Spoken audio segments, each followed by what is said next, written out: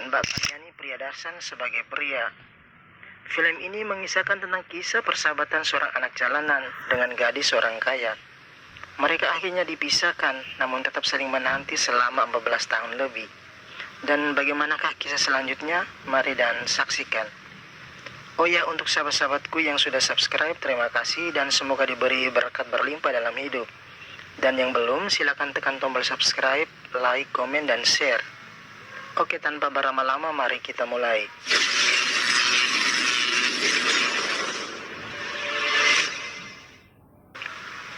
Film ini dibuka dengan adegan seorang cowok tampan yang lari pagi sambil menyanyikan lagu Hello. Hello, kaha tum ho, hello, kaha gum ho, hello. Cowok tampan ini bernama Avinas. Ia mengatakan bahwa ia akan selalu datang menantikan seseorang. Ya, tentunya seorang gadis yang menjadi sahabat kecilnya. Benarkah ini yang dinamakan cinta sejati, sampai rela menunggu dengan ketidakpastian?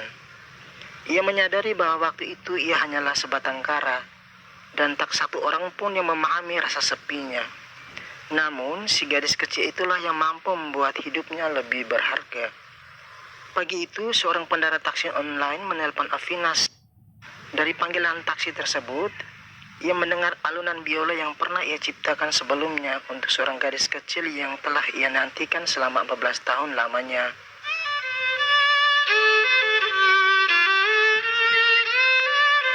Karena penasaran, Avinas bertanya, di mana pengendara itu berada. Sebelum mendapat jawaban, tiba-tiba handphone Avinas dicopet. Saking kesalnya, Avinas mengejar orang yang ia duga mencopet handphonenya.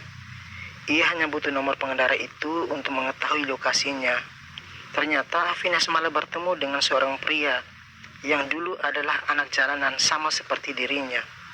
Pertemuannya dengan pria itu malah membuka ingatannya 14 tahun yang lalu. Mari kita menuju ke 14 tahun yang lalu. Oke, 14 tahun yang lalu, Avinas bernama Sinu.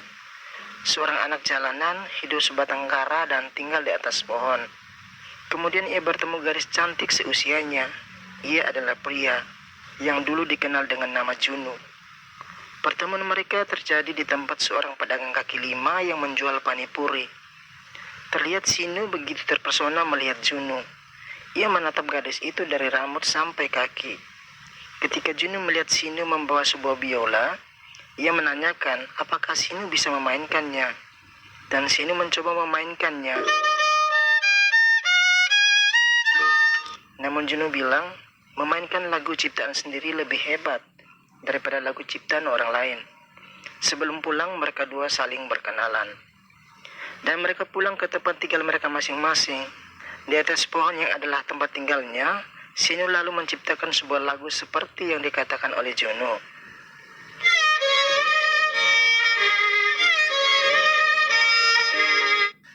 Keesokan harinya, keduanya bertemu lagi di tempat yang sama.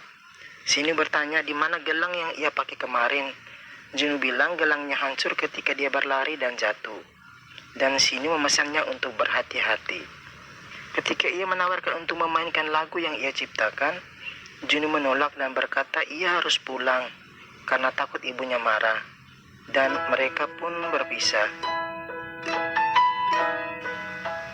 Ketika pulang sekolah, tepatnya di lampu merah, Junu secara diam-diam memberi uang 100 rupiah untuk Sinu.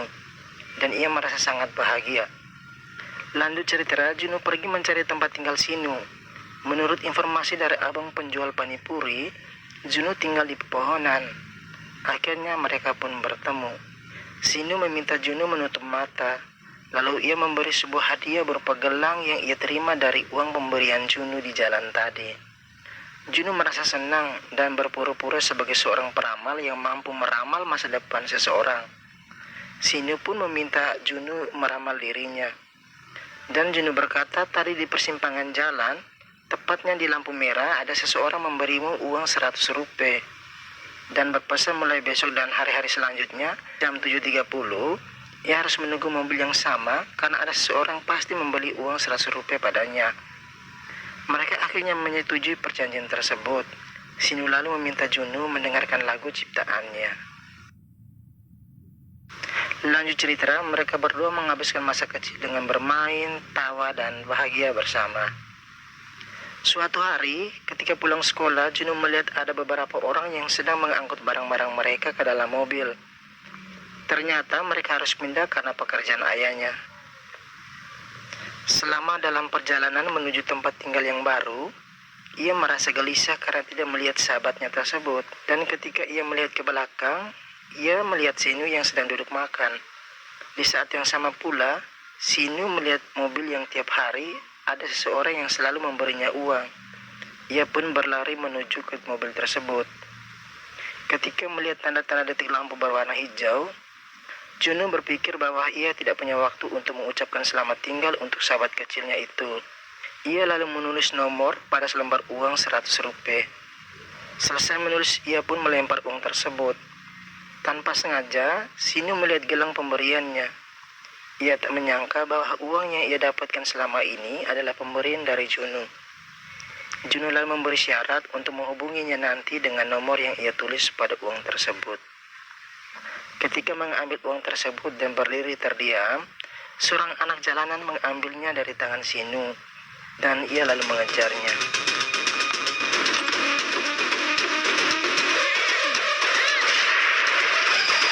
Ketika melewati lorong kecil menuju jalan raya, ia mengalami kecelakaan. Ia ditabrak oleh seorang ibu bernama Saro. Bibi Saro adalah istri dari seorang kaya raya bernama Prakas. Dengan kecemasan dan ketakutan, ia menceritakan kejadian itu kepada suaminya. Di rumah sakit, polisi meminta Sinu membalikkan fakta kejadian dan menuduh pengendara mobil tadi untuk mencoba membunuhnya dengan maksud mereka mendapatkan uang. Karena Sinu adalah anak yang baik, ia menolak semuanya itu. Bahkan ia bertanya tentang keadaan ibu tersebut dan mengatakan bahwa yang bersalah bukan ibu tadi, tapi dirinya yang muncul dengan tiba-tiba. Karena bujuk rayon tidak membuahkan hasil, Pak polisi akhirnya keluar dan tidak menyangka seluruh perkataan tadi didengar langsung oleh Paman Parakas, suami dari ibu yang menabrak Sinu. Mereka pun terlihat agak kikuk dan memohon agar dimaklumi dan memahami akan situasi mereka sambil pergi mencari target yang lain. Paman Prakas lalu membawa Sinu bertemu dengan istrinya.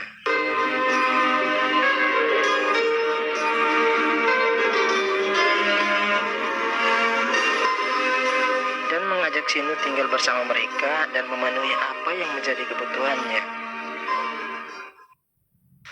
Di suatu waktu, kedua pasangan suami istri tersebut memperbincangkan soal Sinu. Prakas mengisahkan kehidupan seorang anak jalanan, tak punya rumah, tanpa alas kaki, dan tanpa tahu besok ia harus makan apa. Bayangkan anak berumur 10 tahun hidup sebatang kara. Namun ia adalah seorang bocah yang lembut, baik hati, lugu, dan sangat sulit menemukan anak seperti dia. Ia lalu mengandai bagaimana Sinu memiliki ayah seperti dirinya dan ibu seperti istrinya. Dan ternyata istrinya begitu senang untuk mengadopsi Sinu menjadi anak mereka, mengingat mereka tidak memiliki anak. Suatu pagi di meja makan, Paman Prakas coba mengutarakan keinginan mereka untuk mengadopsi Sinu menjadi anak mereka. सीनू क्या तुम यहीं रहना चाहोगे?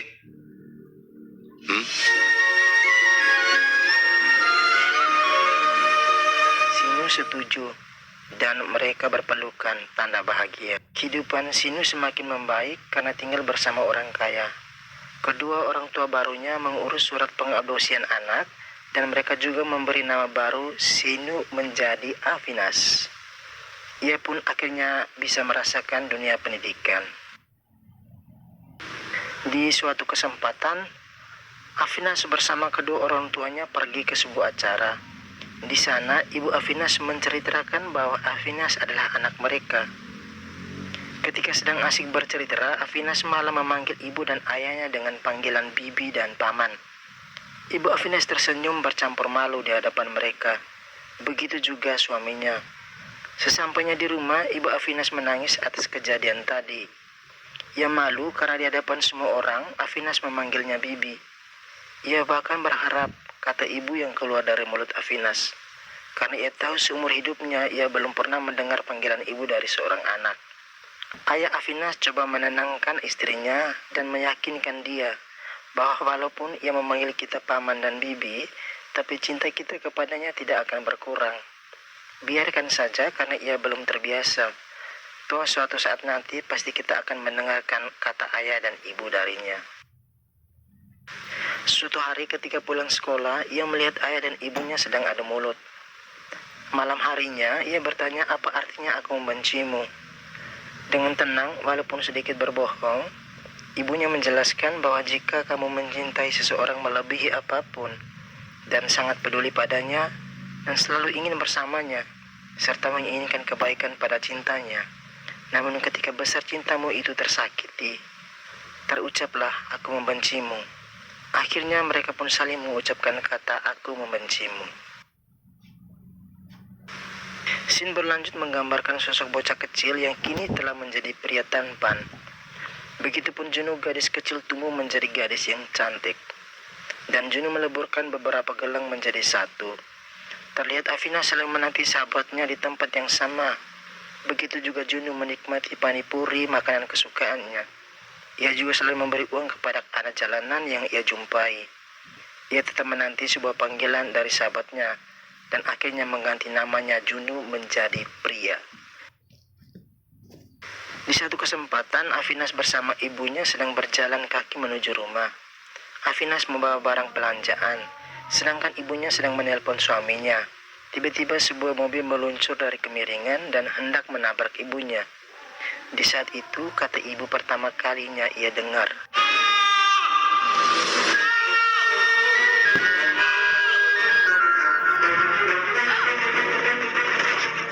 Setelah menyelamatkan ibunya dari insiden tersebut, Afinas memarahi ibunya karena tidak berhati-hati dalam perjalanan. Ibunya hanya bisa menangis bahagia, bukan saja karena Afinas menyelamatkannya, tetapi lebih dari itu karena sebuah panggilan yang selama ini ia nantikan. Sen hemat flat ongkirnya tiap jam 10. Suatu hari, ayah pria akan dipindah tugaskan ke Amerika. Terlihat ayah dan ibunya begitu bahagia, namun tidak dengan pria. Ia khawatir bahwa seumur hidupnya ia tidak akan bertemu dengan Sinu lagi. Pria meminta izin pada orang tuanya untuk pergi ke Hyderabad, kota di mana ia bertemu Sinu dulu, sekaligus untuk merayakan perayaan pernikahan sahabatnya. Lanjut, ketika bersama ayahnya dalam mobil, Afinas menceritakan bahwa ayah temannya menderita penyakit kanker stadium 4, sehingga ia meminta kepada ayahnya untuk berhenti merokok. Di saat itulah ia memanggil Paman Prakas dengan sebutan ayah. Paman Prakas menatap Afinas dengan mata berkaca-kaca, seolah menahan tangis kebahagiaan yang belum pernah ia rasakan selama ini, dan akhirnya berjanji untuk tidak merokok lagi sambil membuang gulungan rokok yang tersisa. Sesampai di rumah, ia mengatakan kepada ibunya bahwa Paman Prakas sudah berhenti merokok. Namun ibunya tidak mempercayai itu. Tiba-tiba Bibi Saru mendekati Paman Prakas. Sambil berbalik, Bibi Saru melihat suaminya seolah sedang merasakan sesuatu. Akhirnya ia bertanya apakah Afinas juga memanggilmu ayah. Ia mengangguk, dan mereka pun berpelukan. Oke, kali ini kita diarahkan kembali ke permasalahan handphone Afinas yang dicopet. Afinas harus mengalahkan agen besar tersebut dan berusaha mendapatkan handphonenya yang dicuri. Ketika masuk dalam ruangan, ia menanyakan kemana koleksi handphone tadi dibawa. Salah satu anggota agen mengatakan bahwa seluruh koleksi handphone ada dalam sebuah kontainer menuju ke Jharkhand. Ia lalu mengejar dan menghentikan truk pembawa koleksi handphone hanya untuk mendapatkan nomor telepon pengendara taksi tadi. Ia lalu mendapat handphone yang ia cari, namun sudah dalam keadaan rusak. Ia lalu membawa ponsel tersebut untuk diperbaiki. Ketika si bos dari agen itu datang, ia melihat semuanya berantakan dan menanyakan situasi yang telah terjadi. Salah satu dari mereka menjelaskan kronologi kejadian dan mereka melacak keberadaan Afinas dari data yang telah mereka salin. Akhirnya mereka menemukan Afinas berada di sebuah tempat untuk memperbaiki ponselnya dan terjadilah perkelahian.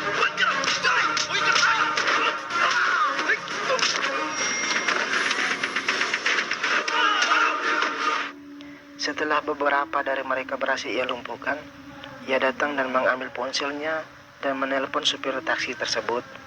Dari hasil pembicaraan, supir taksi menyebut nama tempat pertama kali ia menelpon Afinas dan menyampaikan bahwa yang bermain biola adalah seorang gadis.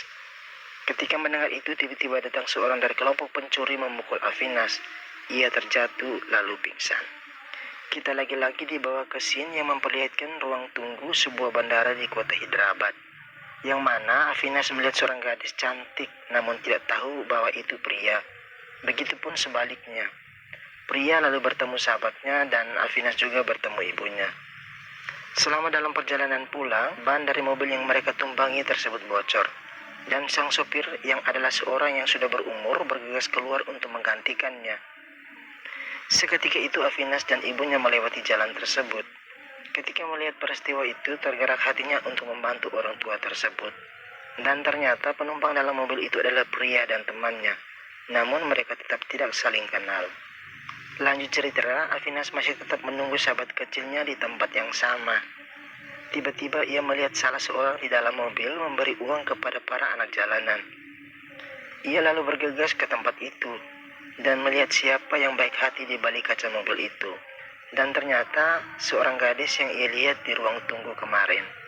Ketika hendak pergi, pria mengejarnya dan mereka saling berjabat tangan dan berkenalan.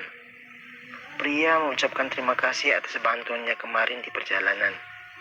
Pria lalu bercerita mengenai pertama kali ia melihat Afinas dengan sebuah tulisan yang tak lazim bagi seorang anak yang menunggu ibunya. Dan juga bercerita seorang ibu yang ia temukan dalam pesawat yang begitu bersemangat menceritakan putranya. Ia juga mengatakan bahwa hanya seminggu ia berada di sini. Dan setelah pernikahan temannya, ia bersama dengan orang tuanya segera ke Amerika. Setelah pertemuan itu, mereka pun berpamitan. Scene berlanjut, ibu Afinas tengah merapikan dasi suaminya. Tiba-tiba Paman Prakas tidak melihat istrinya mengenakan cincin yang ia beri waktu ulang tahun pernikahan mereka. Dan Bibi Saro pun menceritakan kronologi dari cincin tersebut, bahwa ia bertemu dengan seorang gadis cantik dalam sebuah pesawat terbang.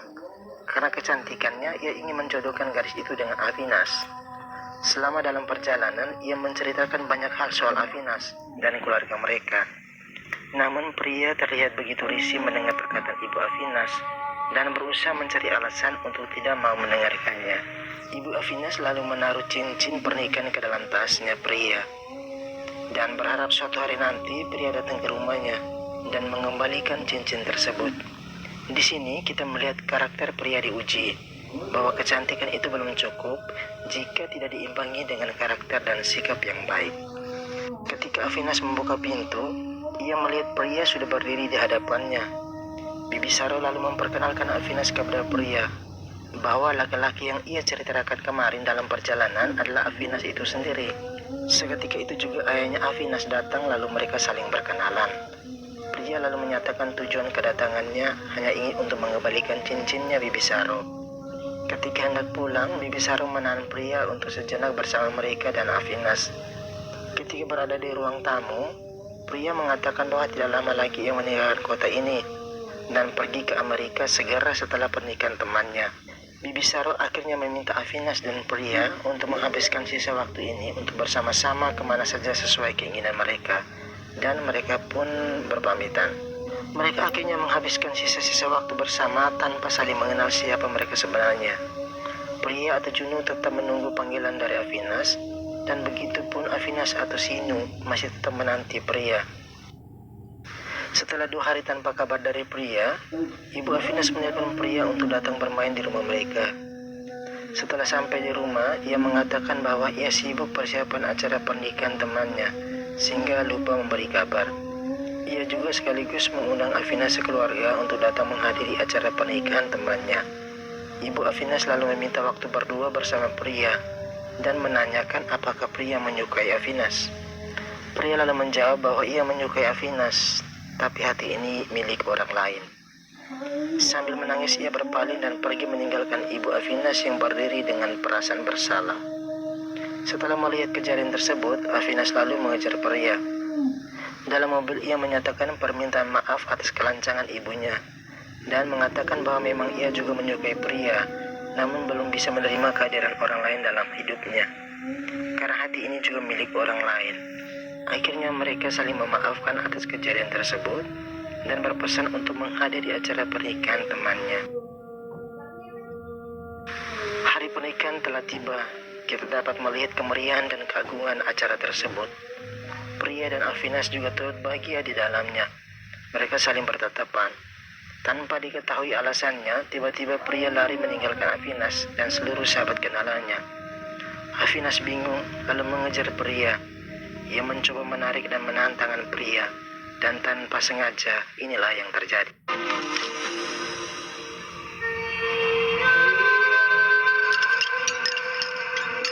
I'm really sorry, Priya. तुम्हें लगी तो मैंने I'm really sorry.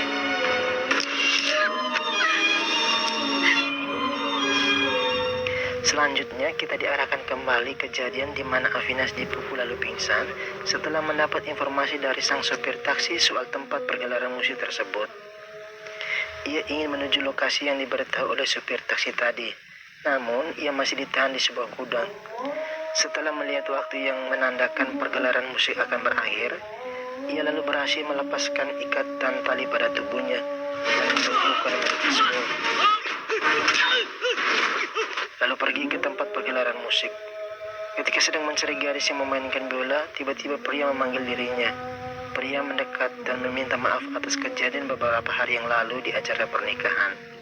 Ia pun berusaha menelpon Afinas, namun tidak dapat dihubungi. Jadi di sini kita tahu bahwa setelah acara pernikahan, handphone Afinas dicuri ketika ia sedang menanyakan sumber suara alunan musik yang ia dengar, sehingga pria tidak dapat menghubungi Afinas. Oke, mari kita lanjut. Afinas hanya terdiam dan meminta pria menunggu. Ia lalu membeli sebuah gelang dan mengatakan bahwa ialah yang bersalah, dan sikap kasar pria terhadap dirinya karena gelang tersebut sangat berharga bagi pria. Dan ia lalu mengenakan gelang ke tangan pria. Sambil terburu-buru ia mengucapkan selamat tinggal. मुझे जाना होगा, प्रिया. चलता हूँ. Masih di tempat yang sama, Afinas mencari stand tempat biola itu dimainkan. Ketika matanya tertuju ke tempat yang dimaksud, ia menanyakan sosok seorang gadis yang memainkan biola tadi pagi. Si penjual biola tersebut tidak mengetahuinya. Ia akhirnya memainkan lagu yang sama yang ia dengar ketika mendapat telepon dari supir taksi.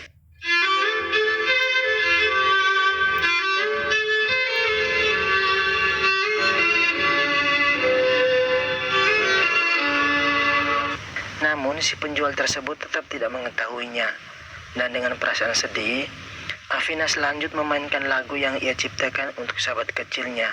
Dan inilah yang terjadi.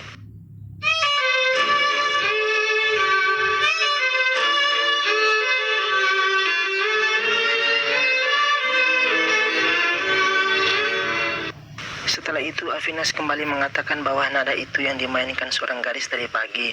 Namun paman tersebut tetap tidak tahu karena bukan dirinya yang menjajakannya tadi pagi.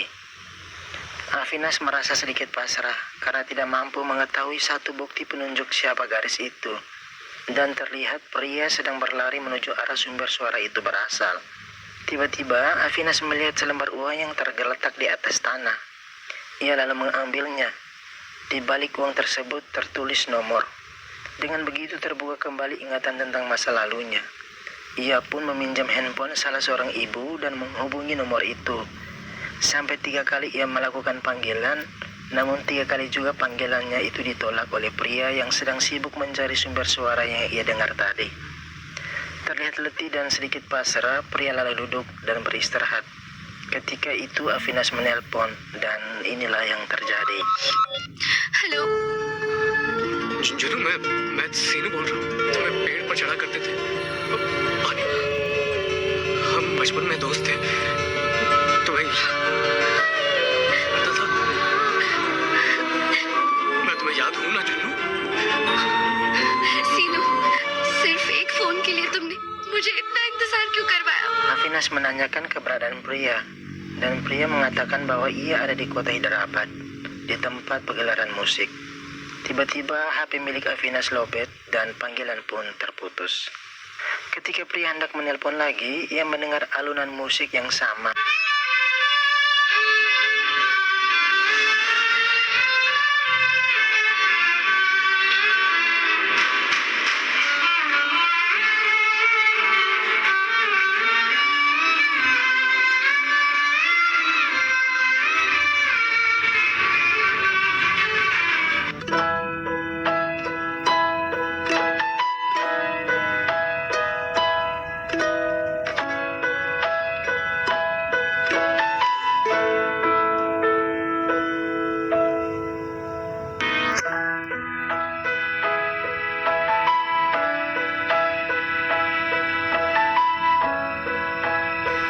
filmnya pun berakhir.